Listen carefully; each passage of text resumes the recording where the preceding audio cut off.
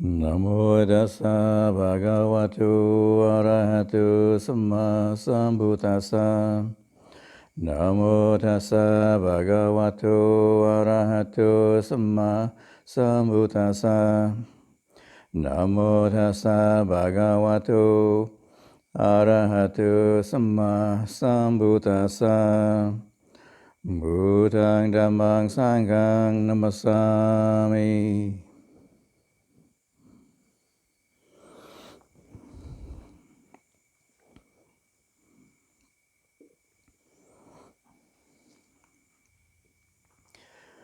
So the purpose of the Buddha's teachings is to guide us to the realization of being free of suffering.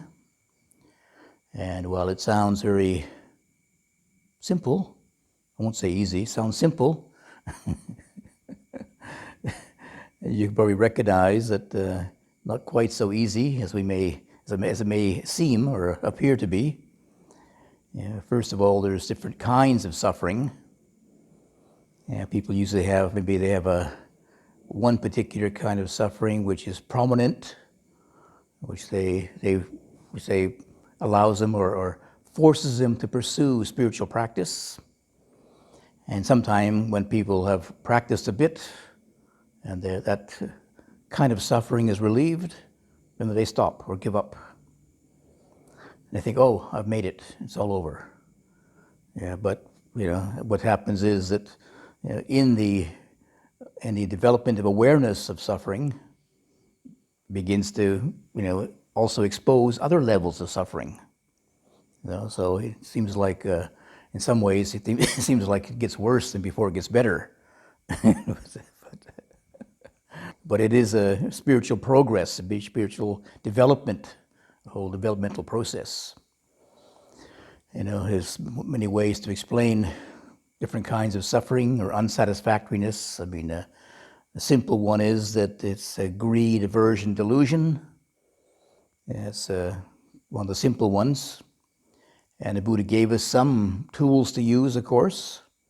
One can develop the meditation on the unattractiveness of the body to help reduce our lust or greed. We can develop some metta bhavana, friendliness meditation, and reduce aversion or anger. The tricky one, of course, is delusion, because it is, by its very nature, it is very disorientating, is very hard to notice, hard to see. One of the basic exercises the Buddha gave was to develop the meditation on mindfulness of breathing, to at least calm down the mental activity. And first of all, to allow us to recognize, maybe some degree of freedom from thinking. When mental processes are quietened down, when maybe you can recognize, oh, I don't need to depend upon thinking all the time to be alive. Also, more importantly, it provides a basis for clearer seeing or insight meditation. And in order to be able to see more clearly, what the Buddha is telling us, the way to realize the complete cessation of suffering is, of course, to realize have an insight into the way things really are. And this is, initially, that is to see how suffering is, really investigate the nature of suffering. Sometime maybe we're just thinking we're suffering. For example, people have they have their own insecurities or their own fears, whatever, But if you investigate the nature of that fear, you realize it's not so bad as it seems to be. I noticed many times that the thought of something is more frightening than the actual experience itself.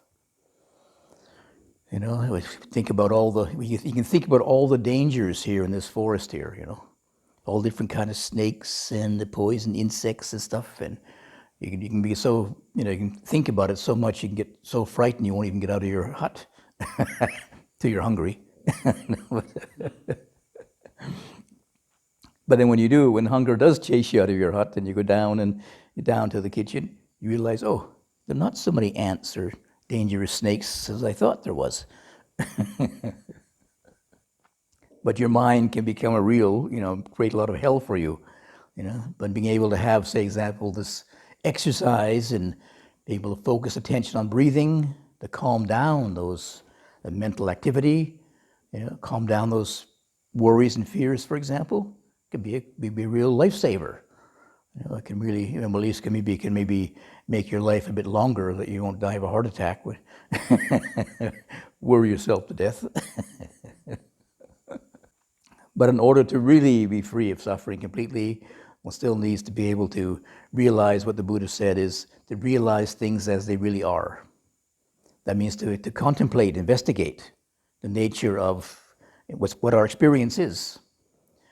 And in a very shortened form, the Buddha says that, in short, suffering is the grasping, the 5 groups of grasping. These are very kind of fundamental aspects of our being. You can kind of expand the kind of suffering to all kinds of different subtle, or more kind of distracted levels. But it's important to get down to the very, very basic foundation of our suffering. For example, the body. You have all kinds of different, you have all different kinds of illnesses of the body that you can suffer from, or just be aware of the nature of body itself. Get down to the very, very basic source of this suffering is the body. There's endless number of diseases that can happen to the body. You can be, can go on endlessly about them. I remember once when I was in Switzerland, I had, at one time in the wintertime, I got this strange ailments, aches in the body and fatigue, and it was very strange because it wasn't just a cold. I didn't have sneezing or a cough, but similar symptoms, chills, and then feeling aches in the body and that, and most of the time I noticed that some of these things just pass away by themselves. The body has its own, self-healing mechanisms. But it went on and on and on, and sometimes it got better, sometimes it got worse, went on for a few weeks. And finally, one of the other monks said to me, "You should go see a doctor. It's not going away." I said, it's impermanent, right? Everything's impermanent, right? Yeah, but maybe this is a disease that'll make my body impermanent. It'll burn me out before the disease burns out. Anyway, finally I went to the doctor, and he took the blood test and urine samples and said, "Oh, come back in a week," he said. So I said, "Okay, yes, that sounds okay." I mean, he didn't rush me off to the ICU anyway. It wasn't that bad. Come back in a week. But in that week, I went through every single ailment in the human condition. Everything from a brain tumor to MS to it could be this, it could be that, it could be the other. Then I finally went back to the doctor after a week, and I was just a bit nervous. And he said, "That's no big deal." He said, "You've got pneumonia." I said, "What, pneumonia? People die of pneumonia." He said, "Oh, not you. You're healthy." He said, "You're too young." He said. He said, "Well, you're lucky it's not rheumatoid arthritis or something." He said. He said, "Because there's no cure for that. But pneumonia," he said, "you just take these pills and it'll go away in a week or something, 10 days, of antibiotics." So anyway, I survived. Until today. Anyway. But it was a real lesson in what the mind can come up with, all these different possibilities, And then the fact was, it wasn't really that bad after all. But the Buddha's simple way to explain the way out of suffering was just to be able to see things as they really are. Again, it sounds very simple, but the nature of the human condition is we don't want to see things as they really are. And we live in our own world of delusion. We have our own ideas how things should be and how we want things to be, and I expect things to be, and rather than how things really are. So this takes some mental development. As we all know, the development of mindfulness and collectedness train the mind to be able to see more clearly, have more mindfulness or attentiveness. Mind more calm, that we can see more clearly. Otherwise, we just spun off into our usual, delusions again, which sometimes are they obviously are satisfying in some degree, but they're out of harmony with reality. So eventually, you're going to get tripped up. You're going to find that just your deluded view of reality is not going to pan out. Eventually, you're going to run into some reality, and then you're going to suffer. So there's no way out of it. If you really want to reach the cessation of suffering, one has to be able to investigate and study the nature of suffering itself. And like I say, the Buddha said the very short answer is, there's all kinds of different degrees of suffering, but the short answer is the 5 groups of grasping. That is, identifying with any of these 5 basic groups. Then I was just contemplating, how do we know if we are really identifying with them or not? Is our level, identifying with them is a source of suffering, but how do we know that we're identifying or we're free? We're more free of not identifying or grasping them. It's very, it's a very tricky, to me anyway, it's a very tricky question, because we have these 5 groups of grasping, these 5 groups. We have them with us, we live with them all the time. So how do we know that we're still using them or relating to them, but not increasing our attachment to them, our grasping of them, our identification with them? How do we know that? And of course, the simple answer is you try to see clearly what these are. What's the nature of the body? Some people might think, I shouldn't be attached. But then you get attached to being attached to being not attached to the body, you see. You're still stuck somewhere, So some people think, forget about the body, forget about it, Don't worry, don't indulge it, Don't bathe too often. Don't eat too much, I mean, it's not actually seeing how the body really is. You're just trying to ignore it. You're increasing your delusion, in other words. But the Buddha realized that when you begin to see how the body really is, you see through all the delusion, you see into the real nature of the body, and see through this delusion. And then when you see the real reality of the body, then letting go happens. And you see how it really is. For example, one of the meditations is on the 4 elements. The body, this so-called body here, in the Buddhist way of looking at things, is comprised of 4 material elements: earth, fire, water, air. I mean, in our Western society, you can say, well, maybe this is, look at the body as composed of various chemicals, elemental products, elemental elements, primary elements. There's carbon, there's nitrogen, there's oxygen, these basic elements, atoms and molecules and things. So when you look at it that way, you think, this body is just a bunch of molecules, just like this carpet, just like this floor. So what are you actually grasping then? You're grasping molecules. Huh? Anybody ever grab the molecule and let me know? Can you show me a molecule? So what are you actually grasping?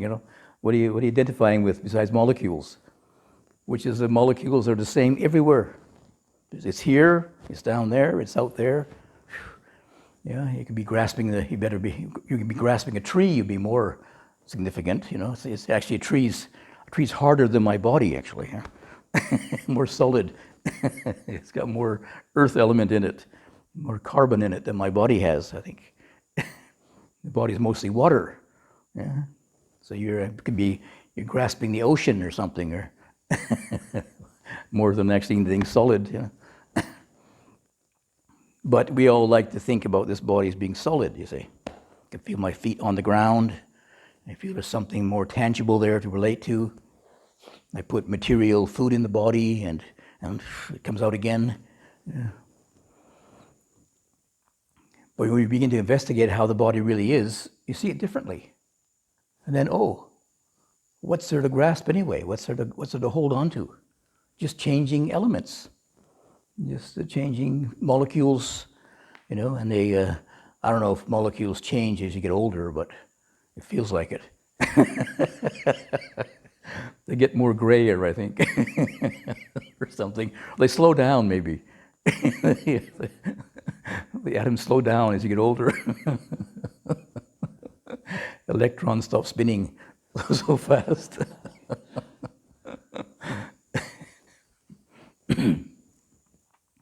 And then there are other of these 5 groups, like feeling. You know, feeling is very, very basic. It's a fundamental aspect or function of the human being to have feeling. And the Buddha kind of simplifies it again. I mean, feeling is just very simple, pleasant, unpleasant, or neutral. You know, if we feel happy or sad, that's an emotion. It's a state of mind, if you like. The feelings are very, very basic. And when you turn your attention to them, try to observe them, you notice how insubstantial they really are. We build our whole life upon feelings. I mean, it's kind of like you can say for a human being, for a sentient being, the whole purpose of life is to experience pleasant feeling and get away from unpleasant feeling. That's our life in a nutshell, in one paragraph. Is it one sentence, is it? Everything I've done in my life is to find pleasant feeling, you know, or escape from unpleasant feeling. And then coming to be a monk, you know, I didn't just want ordinary pleasant feeling. I want the ultimate nibbana. It's the ultimate pleasant feeling.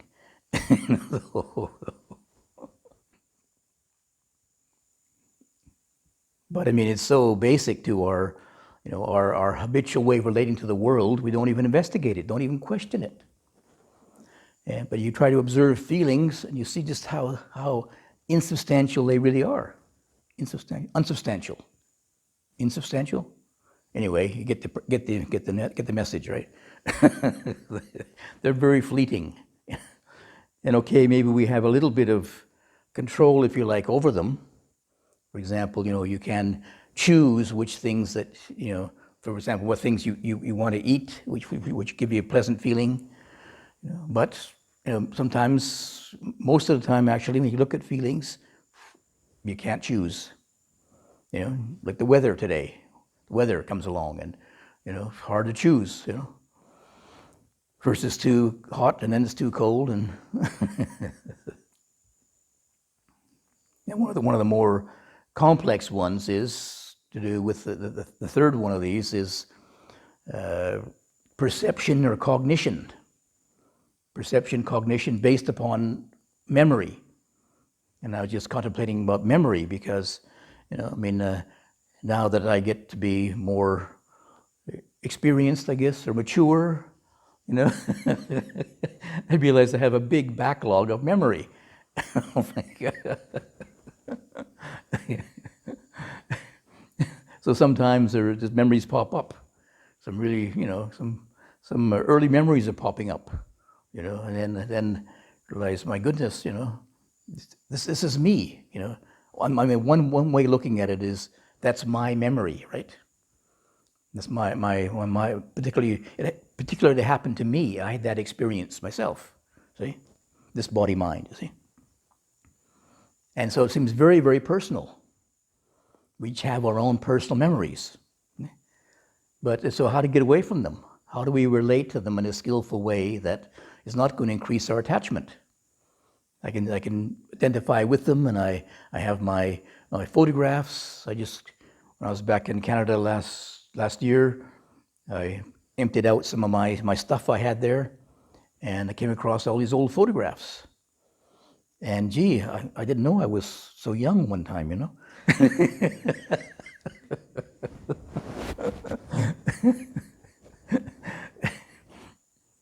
since my more recent self has been so old,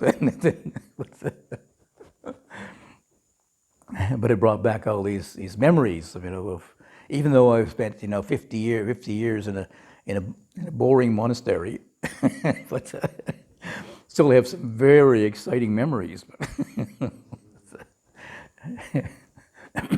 They seem like it anyway, when it comes into my mind. It was so exciting. Of course, maybe to other people it's not quite so exciting. But if you investigate the nature of memories, you get a different, instead of my memories, just looking at memories in general, then you begin to recognize, it's just like having a camera or something. The camera's pointed that way, so it sees that. And every person has a different memory. They see a different thing. So what I thought was so definite as my memory, if I asked somebody else who was there, what did you experience? You get a totally different story. Once when I was in the monastery in Switzerland, there was, for one rains retreat, there's only two of us, two monks there. And we had different views of reality, put it that way. And so the other monk very wisely said, maybe we should, talk to each other. We have a session every day, every week, I think once a week, and just sit down and listen to each other, see? So we don't get misunderstanding between us, you see. And it was really a very valuable experience, because just being able to sit there, and the exercise was, we just sat there together, and then for half an hour, that person just spoke. And you weren't allowed to defend yourself or say anything, just listen. And then after that, then I give half an hour of my perception of reality, how things are going and how I see things and interpretations of things. And my goodness, how can two people live in the same place and have two different views of reality? It was actually very enlightening, I guess, with a small e, because we lived in the same place, had the same experiences, as I say. We ate the same food, we went to the same meditation hall, but totally different experiences of it, different way of seeing it, different interpretation of it. It was really quite enlightening. Yes. Not only was it, in a sense of understanding that person, but understanding myself too. How I could see something and then draw this conclusion of something, and it was just my perception of things, my view of things. And then recognizing that they had a different view of things. And actually everybody has a different view of things. Just for example, everybody is a different height. So I see things at a lower level than you do, And tall people see up there, But we just naturally think my view is right, it's coming from me. But after a while you realize, it's just a perception. It's just a memory you have. And maybe it's not even right. Most of the time it is quite biased, actually. I think it's very well known that, say, for example, when there's been an accident or something, and people ask witnesses to give an account of what they saw, get quite different. The car is blue. No, it's red. No, it's yellow. Quite a different perception. Were you all on the same planet? No. So when you begin to see things like memory, perceptions as they really are, then realize, hey, I can't be really attached to it. Identifying with your memories is really just a source of frustration and confusion. They're just ways of looking at things temporarily, just like walking through the bush. You just see it that way for a little while, and okay, but don't really believe in it absolutely. So then you back away from it, let go of it a bit more. So not identify with it. just from being able to see it as it really is. You don't need to kind of scrub memories out of your brain, have a brainwash. You know, memories are still there, but just recognize that. Oh, you don't need to get caught up with them. You know, try to recognize them as only mine and the right ones, but just memory. And you know, people usually think that for memory, that you remember. See, you recall a memory. But actually, when the psychologists have studied memory, and they say you don't recall memories, you recollect them. That is, there is a certain amount of information there, and then there's sort of basic, very strong impressions there, you know, which are very strongly implanted into your brain, somewhere in the brain, hippocampus or something, part of the brain anyway. And then the rest of it, you just make a story up. Yeah. You make a little story around it. And each time the story shifts a little bit, your recollection starts to fade, you know, and and then you forget that person, you forget this person, and you know, just remembering the other day about somebody I met, somebody I spent some time with, and I actually went to stay in their house when I was working up in northern Canada, and then I couldn't remember where I met them. Yeah, of course it was a few years ago, mind you. Some of those senior moments, you know.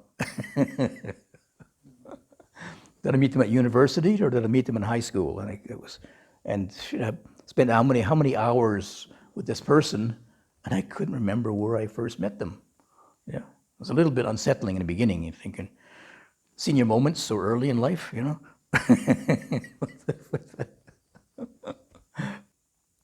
And the fourth one of these is even more, you could say, more interesting. The sankharas, which basically you could say is mental processes, a whole range of mental processes. Probably the most prominent in there is thinking. You know, because it could be, you know, interesting because the Buddha did encourage some forms of thinking.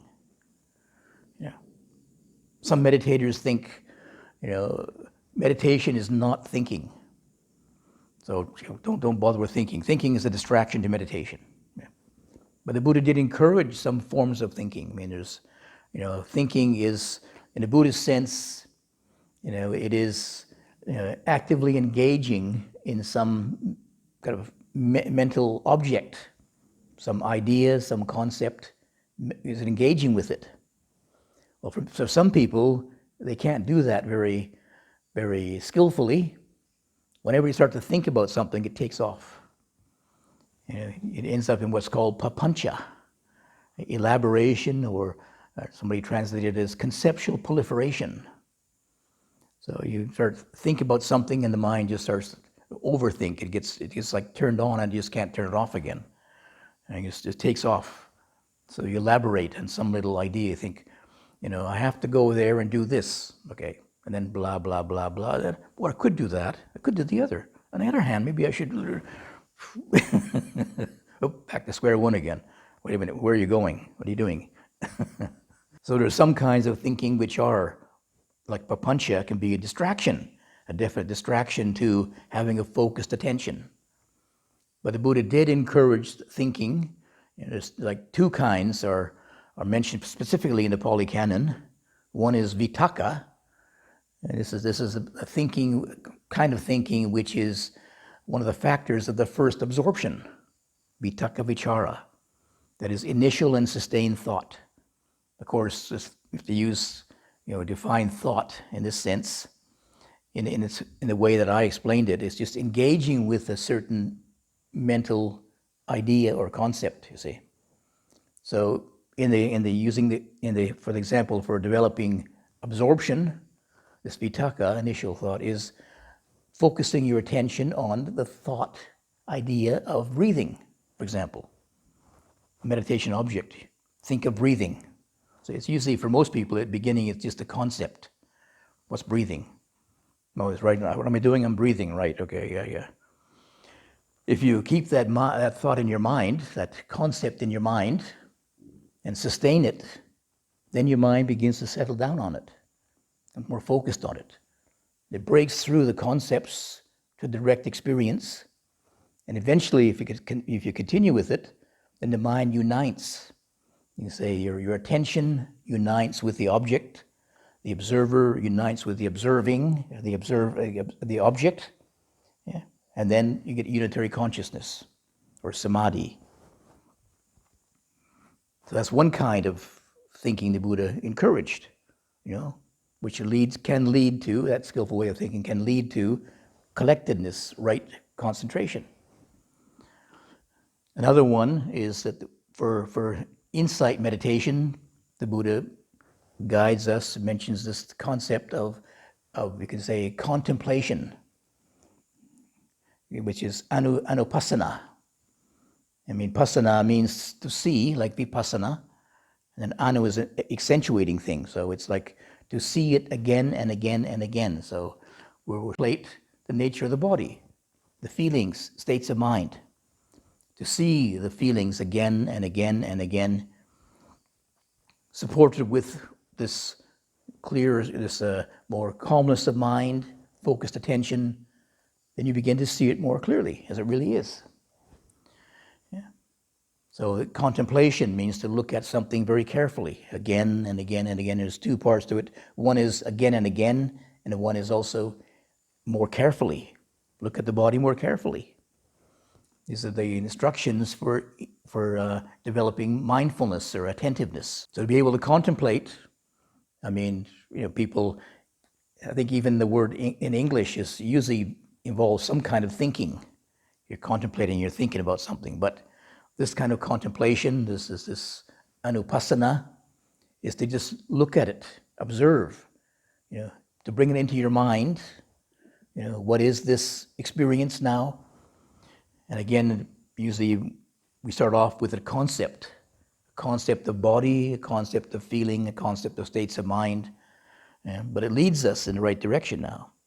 If you have a concept of feeling, what's a feeling?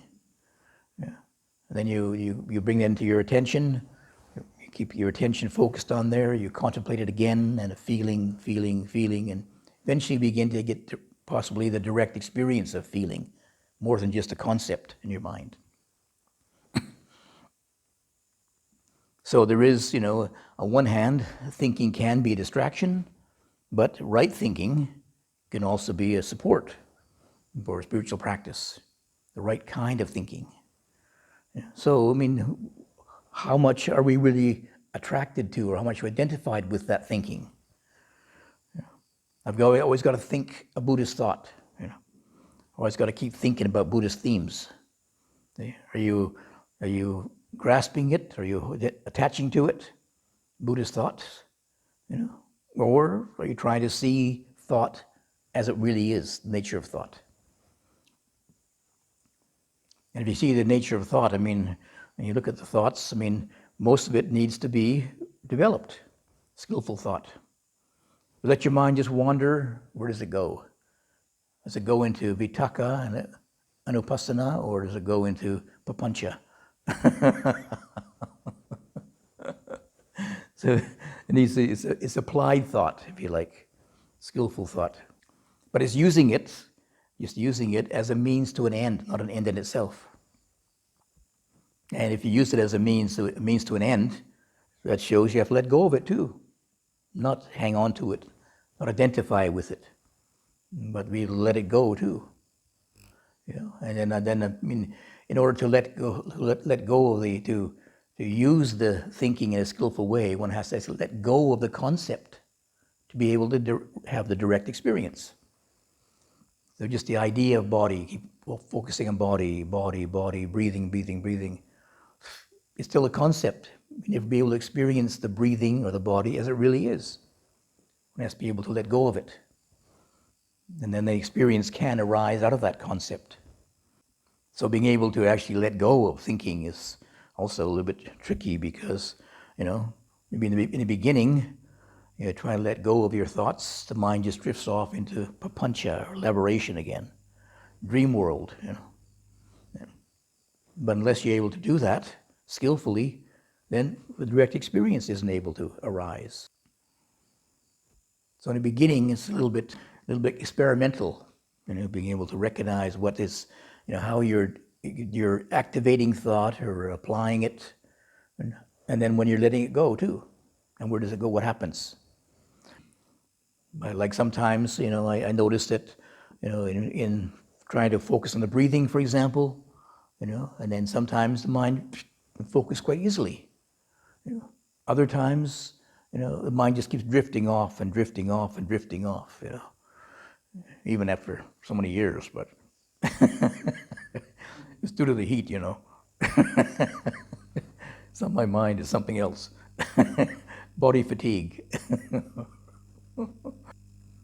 And then, of course, the most subtle one of the 5 groups is consciousness or knowing. And is consciousness, we have consciousness all the time. Even when we're asleep in Buddhist psychology, even when we're asleep, we have consciousness. When we're alive, we have consciousness.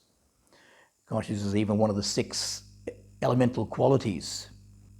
But if we just define it as in the sense of knowing rather than consciousness, just knowing, how much are we actually, attached to, identify with knowing? Oh, I know this, I know that. Or can we allow that attachment, identification to let go, to be let go of? And consciousness then can evolve to a different level. There's various kinds of consciousness mentioned in the Pali Canon, various degrees. One of the more advanced kinds of consciousness is called non-manifest consciousness, because normally consciousness needs some object to hold on to. You have to know something. But non-manifest consciousness, what's that? It's not holding on to any object, not focusing on any object. There's one of the meditations, advanced meditations, is the meditation on nothingness. What's that? Nothingness is still something, isn't it? But it's not what you think it is. No. Whereas normally our consciousness needs to have an object to settle on. I'm conscious of, this floor here. I'm conscious of my state of mind right now. But whenever there's identification, there's going to be suffering in it. Because there's no thing there actually to hold on to. We really observe the nature of these 5 groups. We recognize how insubstantial they really are. They're constantly changing. They have no real substance to them. So what are we holding on to? What are we grasping? Most of it is just old memories, old habits, our feelings of security or something. But the more you begin to observe the nature of these things, there is no substantiality to them, nothing to hold on to. Yeah. And if you can really recognize that, then it's very liberating. No more suffering. It's like we're not clashing against reality. We're in harmony with reality then. So we can flow with reality. When unpleasant feeling arises, no big problem. Pleasant feeling arises, I don't stick to it. I know it'll just pass away again after a little while. Memories arise, don't take them so personal. Certainly they happen through this body-mind, but they're just a function of the mind. Because we have a brain, because we have eyes and the senses, then we have memories. It's just the way it is. And most of the time, though, those memories are actually part of delusion. They're imperfect. They're kind of distorted perceptions. We recognize that, then okay, we can relate to them. We can acknowledge them, but we don't make it into a big story. Don't add it to our personality. Don't say, "Oh, I'm like this, and this is definitely me." Otherwise, it's going to be a big burden, and then eventually it'll pass away. Your memories will fade. And I think I don't know yet, but I think if you're able to recognize just how impermanent memories are, you can let them go. When they don't come, no big deal, no big threat to your whole identity, your whole personality. When I can't remember somebody's name, doesn't mean that I'm going crazy. Maybe it does, but but no big deal. Nature of mind, right? Brain cells are dying all the time, right? Rather than think, oh, I got a big problem now. I'm losing my memory. Think, well, there's a brain cell arising and passing away.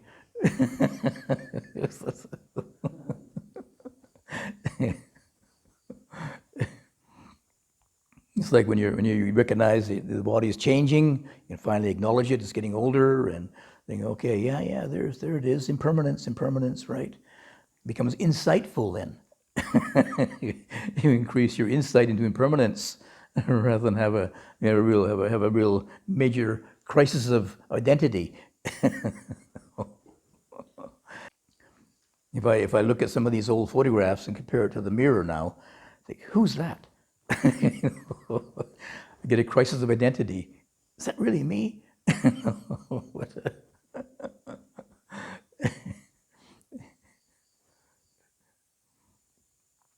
But the Buddha's teaching, in one way, it's very simple to be able to realize the way things really are, but in that one statement, there's really, really profound implications.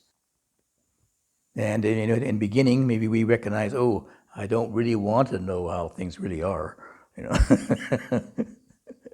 But unless you recognize that the value of that, eventually we're gonna stumble. We're living in an unreality, so you can't live in reality very peacefully anymore. You're gonna conflict with reality. There's gonna be conflict. There's gonna be suffering. So the sooner we're able to apply those teachings, the sooner we'll be able to experience freedom from suffering. In little ways. It usually takes some development, but eventually begin to recognize just how peaceful that is.